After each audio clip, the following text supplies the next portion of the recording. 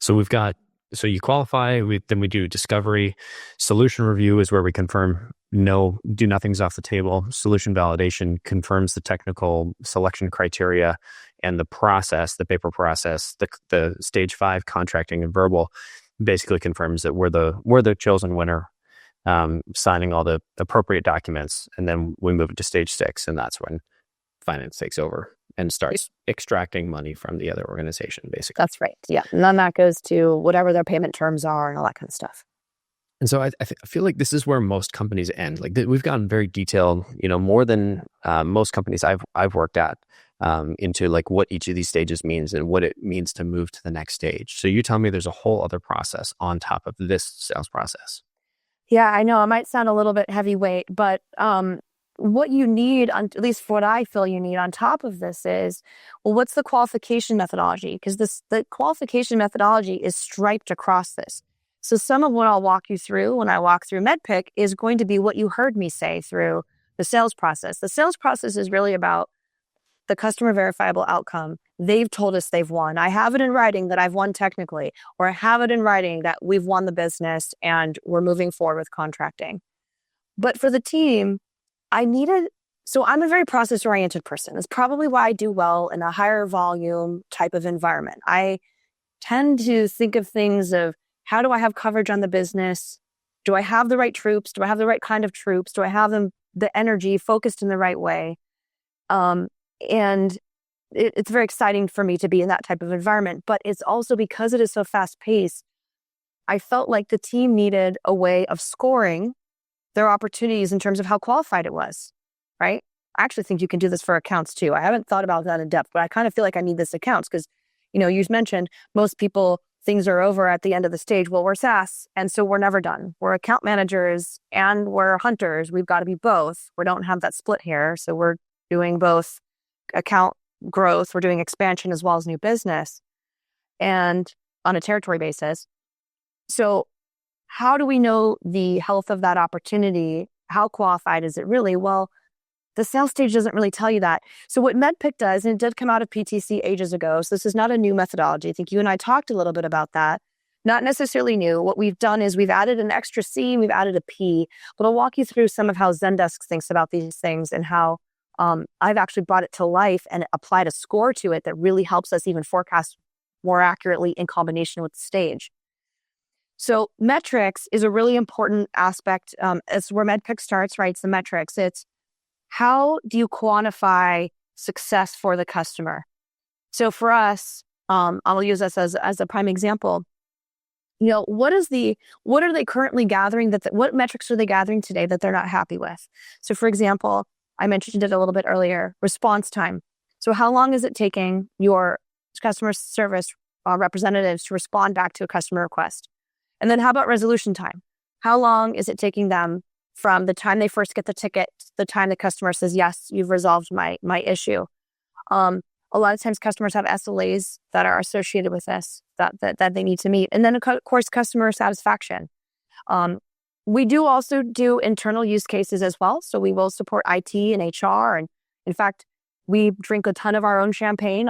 Every time I have a legal negotiation, it's on a ticket. If I have a new hire and I need to process their new hire, it's on a ticket. So we basically do everything on tickets outside of, we are Salesforce customers as well for SFA. But other than that, for process-related things, we use tickets. And what the customers, we help them understand is, all right, what is that as-is state right now with you? What are the metrics you're currently gathering? And what do you want it to be? So if your response time is X, you want it to be Y. Okay, great. If your current customer CSAT is this and you want it to move it to that. So then what we do is we really map out for them the kind of their as-is and to-be state. And that to-be state is really what we'll anchor on. And then we'll want to quantify that for them as well so that they can start understanding how is this going to impact the business, which is going to lead into the I, which is the identified pain. So the metrics and the identified pain are very closely related. So if I take the identified pain and kind of metrics a step further, let's take that SLA as an example. Okay, how do I make that a pain point? Some of our customers have SLAs that if they're not met, they're like charged a fine. So that's a very easy quantifiable way of saying, well, let's see how many SLAs you're missing on a monthly basis. And how much is that costing you today? And if we're able to increase that SLA, because a lot of the time what we do is we have a help center that can help, that's like a knowledge base that helps your customers, but it can also be agent facing as well. So we can put that knowledge at your agent fingertips and allow them to create and meet or exceed their SLAs almost every time, which would then result in you saving X, Y, or Z based on that. So that's an example of how you really need to pick and pick and pick until you really can unpack, how can I make this into a dollar value? Because if they don't feel the dollar value of that identified pain, you might have a pending event, but like a renewal of a competitor is not a pending event because they can do nothing. They can renew the contract, right? But how do you make it painful enough that renewing that contract is no longer an option? You have to make it affect the bottom line, because the CFO is going to care about that. Everyone's going to care about that, right? Not just the VP of support, but that goes all the way up through C-level. So metrics and identified pain are very, very closely related. And if that identified pain isn't strong enough, we won't win the deal. There's three things here. I'll walk you through all of them, but there's three of these metrics that I believe if you do not have nailed down, I know I'm not going to win. And identified pain is definitely one of them. There's deals where I've walked through and forecast. I'm trying to think of, some recent ones where I can tell right off the bat that there's not a strong enough pain we haven't created it. We haven't done a good enough job of digging deep enough to find what the true quantifiable issue is. So going back to kind of the med pick in order. So that was metrics tied a bit to identified pain as well. Mm-hmm. And with metrics, just before we jump into economic buyer, so metrics, what you're really looking for is sort of a delta between reality and their expectations, or right? Goal, their desired state, right? Here's your reality. Here's your desired state, and can we quantify what that looks like for you? So oftentimes, what we'll do is when we gather this through our discovery phase, when we go and do our demo presentation, we will have a slide that says, here's what we heard from you on what's happening today. And here's what we heard from you on where you'd like to be. Now we're going to walk you through how Zendesk can help you get there. Gotcha. And it makes it very relevant. Obviously, there's a lot of teaming that goes on between my sales team and usually a customer support manager or someone on that side who really understands the business from that perspective.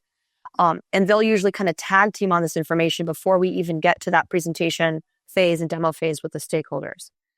So that's a really important part for us. And as we get in later in the deal too, we'll also do ROI, return on investment, or total cost of ownership, because we do tend to need less administrative support. We do tend to we've had clients that we can get up and running in 2 months, and we've beat the competition because there's just no way that we can meet the time frame. But that's another metric, right? Mm-hmm. Timing.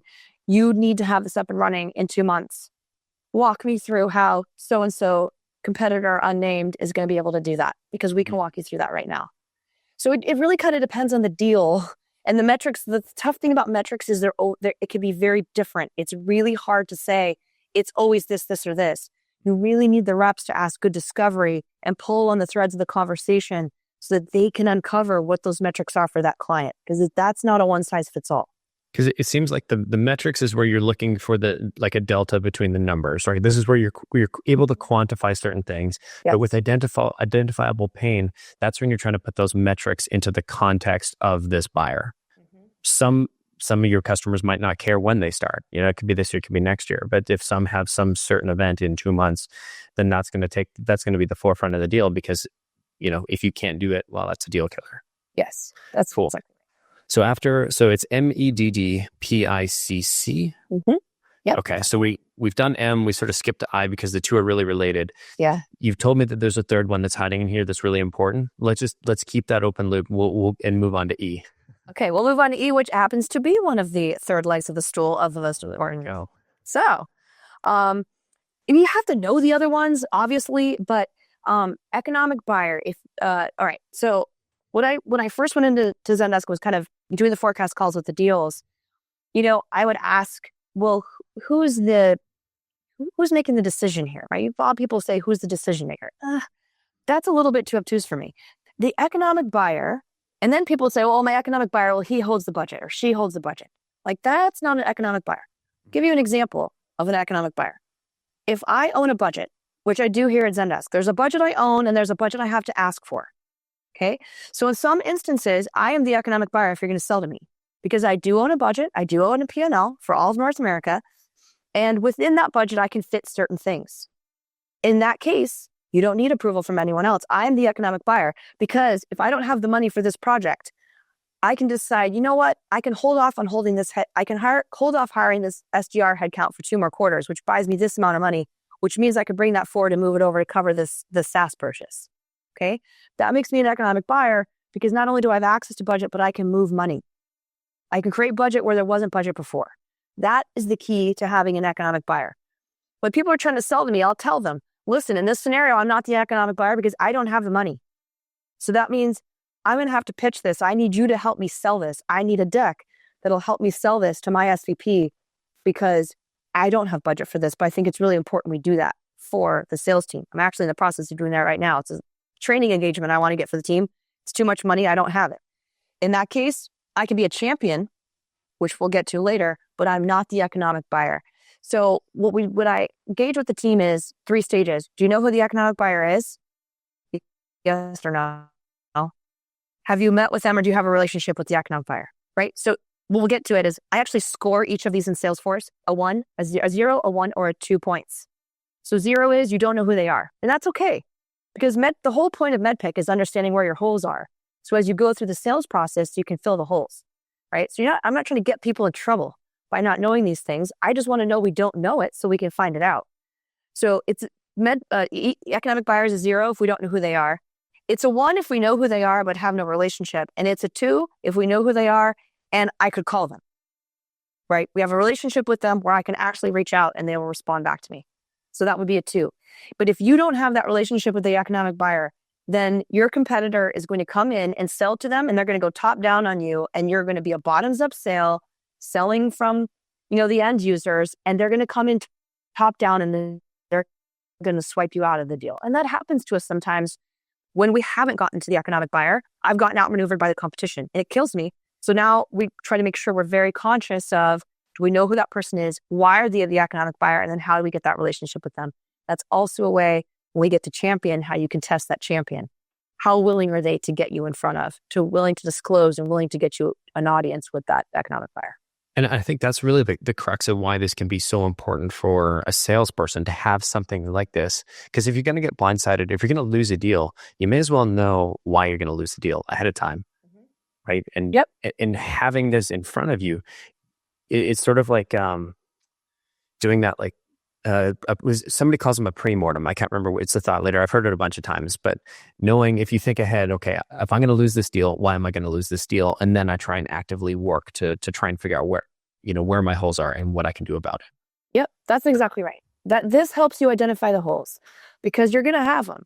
And in fact, once I MedPicked, there was a deal I was very actively involved with last summer. And once I thoroughly MedPicked it, I did it myself, and I MedPicked it. And I'm like, I'm not going to win this deal. And even though I was told by the economic buyer that I had won the deal and we were negotiating the contract, I still did not feel good about it. I didn't have a strong champion. The relationship with the economic buyer, I didn't trust it. I knew the competitor was in there. I knew the economic buyer had gone with the competitor at a different company. And I knew my score on the EB and the champion was very low. And I'm like, and then everyone's like, yeah, but you've been told you've won. I'm like, I don't think we're going to win it. And then they went quiet for 3 weeks. Before that had even happened, I closed it out, and everyone thought I was crazy for losing this opportunity. I might close it out. I don't want the sales team spending time on it. It's done. We're moving on. We're not going to win this thing. 2 weeks after I did that, I get a call from the VP who says, I'm really sorry. I'm sure you're probably assuming this is not good news. And unfortunately, it's not good news. I've loved working with you, but unfortunately, we've gone in a different direction. And I was not surprised. Because I was not in a good position in that deal, and I didn't want to spend a ton more time on it because I just knew I was losing. Even though it had seemed on the surface I was winning, I wasn't winning.